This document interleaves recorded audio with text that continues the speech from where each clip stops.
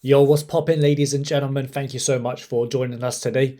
Today, we're going to be reacting and commenting on Dominik Szoboszlai's comments on why he's not getting more GA. Now, we live in an era, in the social media era, where GA is kind of seen as the be all end all, and you get heavily criticized if you're not getting GA. Of course, goals and assists, they do win games, they're incredibly crucial, and a lot of the best players in history, they all have really good goals, got really good assist numbers. So it is a crucial aspect of modern football, and especially how you're viewed from the fan perspective and how you're viewed by the kind of masses.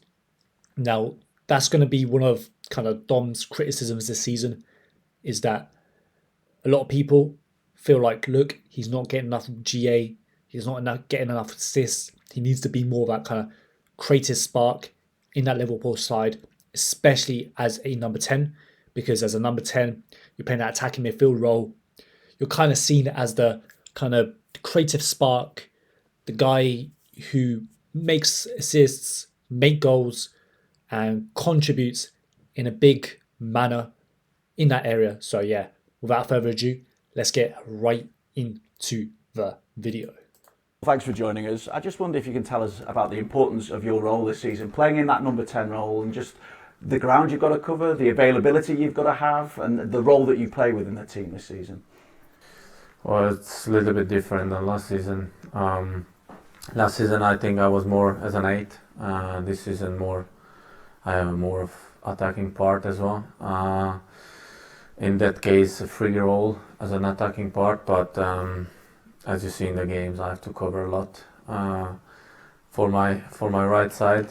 I'm doing it also for Mo, for the team, for everyone, and yeah, just happy to have the team, and that's my role. How much do you enjoy that extra responsibility then? Well, sometimes I feel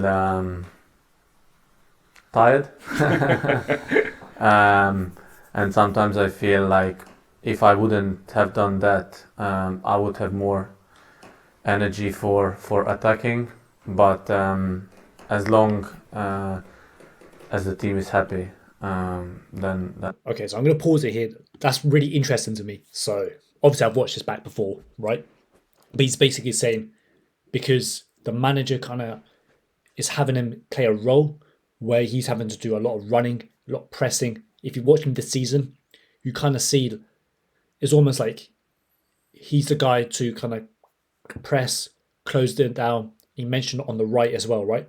Mo Salah, key talisman, key component on that side. He's the kind of go-to guy for your goals, your assists, and he's 32 years old. He's not going to be able to run, press your forwards, press the defense, really track back, because he just doesn't have the legs for it, right? He has to adapt his game style. And he played during the Klopp era. The Klopp era, the players would get run down because of how much kind of pressing and running that Jurgen Klopp kind of demanded out of the players, right? So he's saying on the right side, I have to cover more of the running for Mo. And it seems like Arne Slot, the manager, that's kind of his first role, is to press, close the players down before even creating and getting assists. Like a lot of these managers, they'll give their number 10 a lot more freedom. They'll be like, listen, bro, you do your thing. You create your assists. You don't have to track back as much. You're going to be our creative spark. But it feels like with his Liverpool side that Mo Salah is almost that kind of creative spark. He's almost like that 10 who's playing on the right side. Then I think every individual is happy. So yeah, ad comes up, unfortunately, but yeah, really kind of interesting stuff here from Dom. And with these footballers' interviews, you kind of have to read between the lines a little bit, because they're not going to come out and be as of an open book, right? How do you contrast it, working as you did under Jurgen Klopp compared to working under Arne Slot this season? As I said, it's different role. I think in the running part, maybe I even got better, I think, but also on the ball.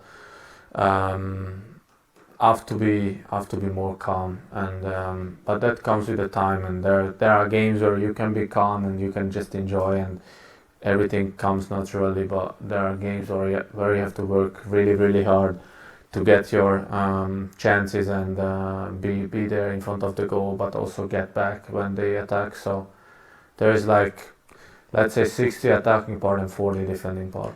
But how do you compare it, the demands of the managers that you worked under at Liverpool? Those demands. That's interesting. So he's saying 60% of the time he's trying to attack, and 40% of the time he's trying to defend. To me, that those numbers feel a little bit skewed.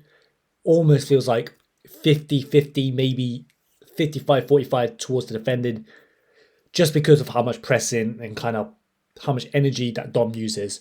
Like, we don't really see Dom kind of pick up the ball, search for Diaz on a wing, try and be that creative spark.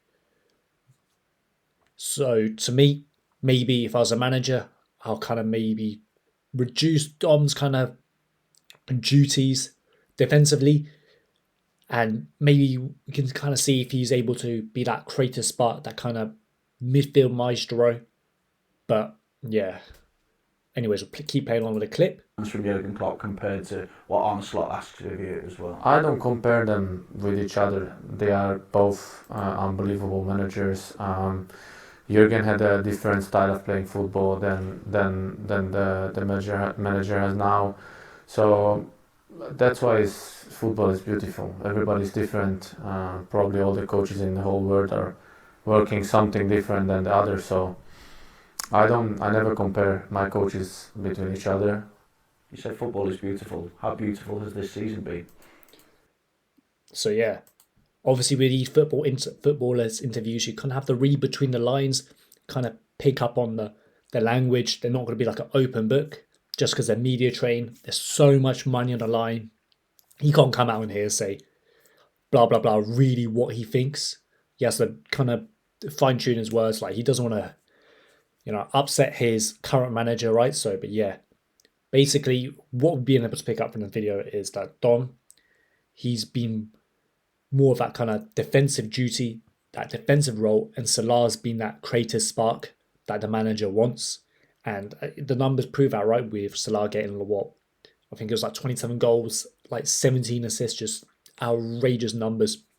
While Dom, because of the fact that Salah can't do as much running anymore, he's the one who has to kind of cover that right-hand sided base a bit more.